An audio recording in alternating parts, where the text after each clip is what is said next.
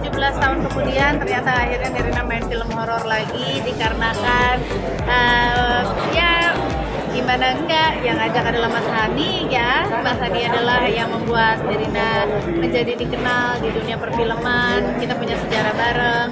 Dari dulu Nah tuh nggak pernah mau, setiap kali semenjak film Mirror itu keluar, Nah kalau ditawarin film horor pasti jawabannya enggak, dan enggak. Sampai akhirnya 17 tahun kemudian dirayu lagi sama Mas Hani bilang, Mas, kamu nggak mau main lagi film sama saya? Mas, aku sama Mas Hani mau, cuman ya tolong genre-nya dong Mas gitu. Ya ini aku pengen bikin horor, aku maunya sama kamu. Iya, kalau udah kayak gitu gimana gitu kan. Jadi kayak ya udah I look at the script and then udahlah, maksudnya aku bener-bener kayak untuk memorian bersama Mas Hani lagi gitu. Jadi makanya akhirnya namanya film Pesugihan. Walaupun dengan segala kehororannya bukan dalam filmnya aja ya. Kalau filmnya kan jelas-jelas bahwa ini adalah drama keluarga yang klinik gitu kan. Tapi kalau misalnya di lokasi, kenapa Nirina nggak pengen main film horor selama ini? Karena kita tuh selalu pasti lokasi-lokasinya tuh horor gitu, bener-beneran horor. Dan bener kan, ada banyak banget kejadian-kejadian di baliknya. Jadi yang tidak ada lihat di layar ya gitu. Jadi behind the scene-nya tuh yang gitu. Nah itu yang bikinnya kayak tuh kan ini nih yang bikinnya nggak terlalu pengen main film horor. Tapi ya mungkin sekali lagi sesuatu itu kan tidak baik ya untuk kita terlalu istilahnya untuk katakan tidak selalu gitu. Jadi ya udahlah, nantang Nirina sendiri juga sih, plus juga sama Mas Hani. So ya udahlah, let's go. Kalau peran dan karakternya seperti apa sih? Karakternya di sini adalah menjadi seorang ibu yang Nirina di sini perannya adalah menjadi anak 17 tahun lalu itu ya. 17 tahun lalu.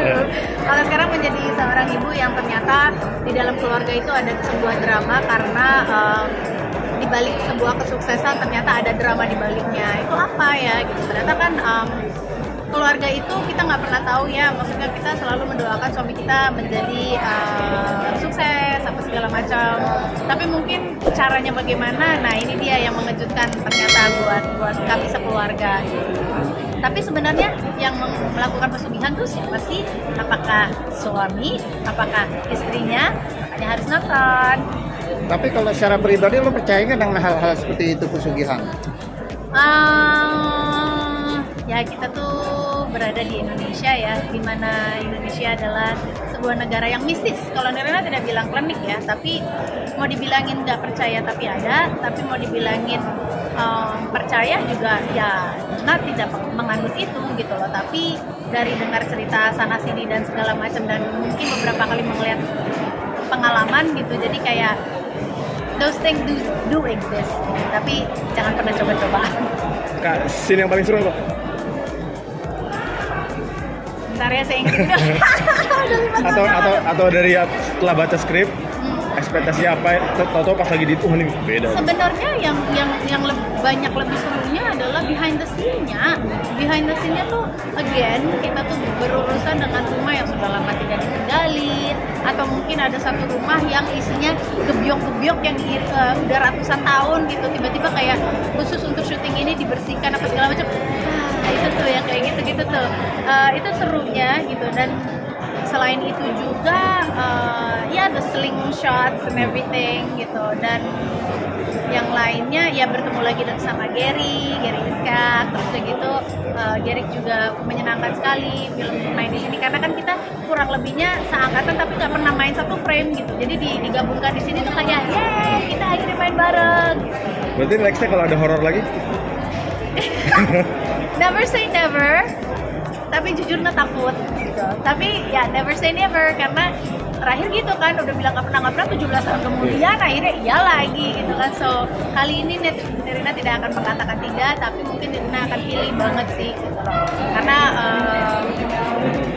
yang ada pesan moralnya juga baik, tidak sekedar hanya ngaget-ngagetin aja gitu, tapi ada pesan baiknya di balik itu. Apalagi itu tadi yang aku selalu bilang adalah kita sekarang hidup di era dimana semua orang ingin terlihat kaya, bagaimanapun caranya akhirnya menghalalkan segala cara. Cuman kan kembali lagi apakah itu worth it?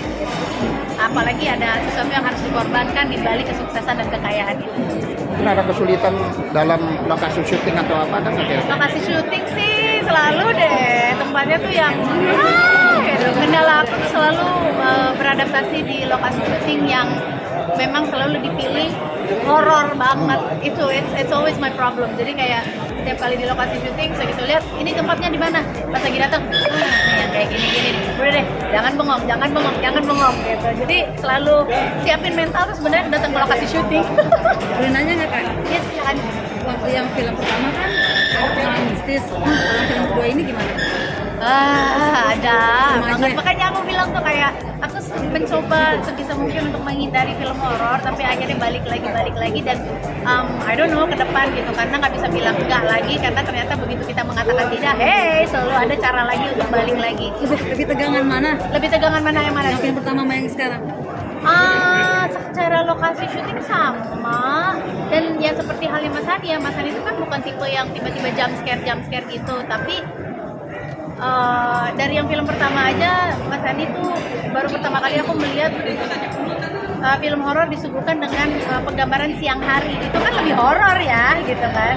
Dan yang ini juga untuk yang kali ini juga Mas Hani tuh lagi-lagi Mas Hani pakemnya adalah tidak membuat sesuatu yang jangan mengharap sesuatu yang bah gitu deh, tapi justru lebih horor karena ceritanya dan akhir dari ceritanya itu tuh keadaannya tuh lebih horor gitu. Apalagi ini kita kan ingin mendapatkan sesuatu, kita harus mengorbankan ke sesuatu, dan itu tuh dekat dengan kehidupan nyata kita gitu. Jadi buat Irina sesuatu yang lebih dekat dengan kehidupan nyata itu jauh lebih horor.